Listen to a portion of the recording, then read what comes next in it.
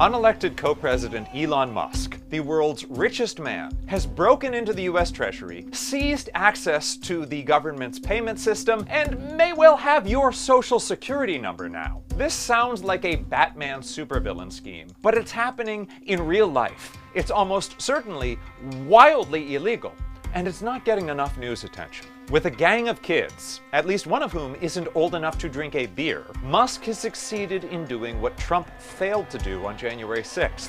That is, take control of the government away from the American people. 3 key facts. Number 1, what's happening?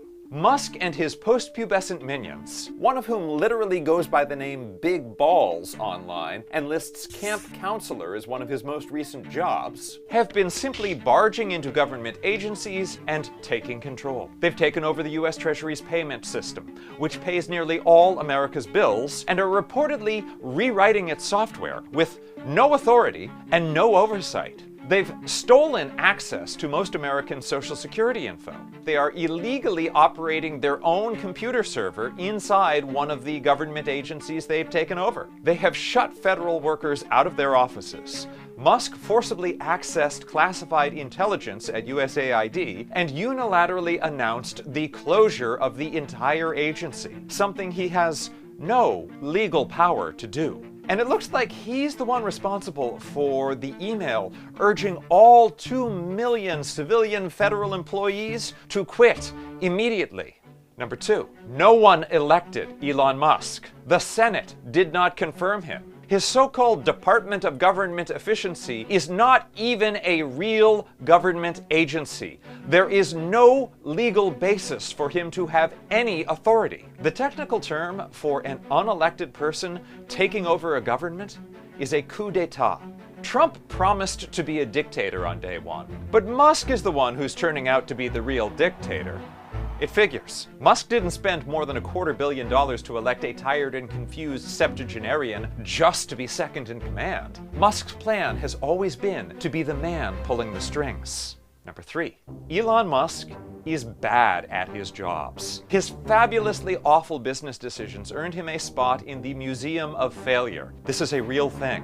What Musk's trying to do to the federal government closely mirrors what he did at Twitter, where he fired people or got them to quit without even understanding their jobs, rewrote critical software he didn't understand, threw wild tantrums, and set up cots so he and his goons could sleep in the office and break things at all hours of the night. Musk's remake of Twitter was an appalling failure. The company's lost about 80% of its value since his takeover and is totally unreliable. The federal government is so much bigger and the stakes are so much higher that it should be terrifying to everyone for it to be getting musked up the way Twitter did. The system Musk is monkeying with pays out Social Security, Medicare, your tax refund, veterans benefits, pay for government workers and contractors, nearly all the government's bills. Any Twitter-like outage, even a brief one, could wreck the economy and jeopardize public safety and national security.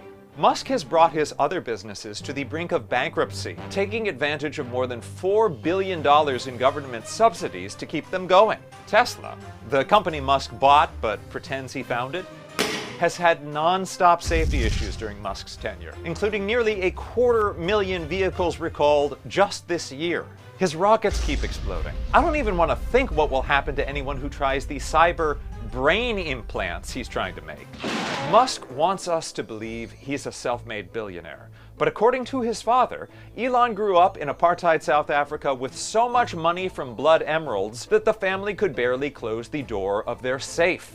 Elon, however, has denied this. But Musk's incompetence isn't the only thing to worry about. It's also not clear what country he's really working for. He's taken $1.4 billion in loans from China. For years, he's been chatting regularly with Vladimir Putin, and his deal to buy Twitter was partly financed by Saudi Arabia and Qatar.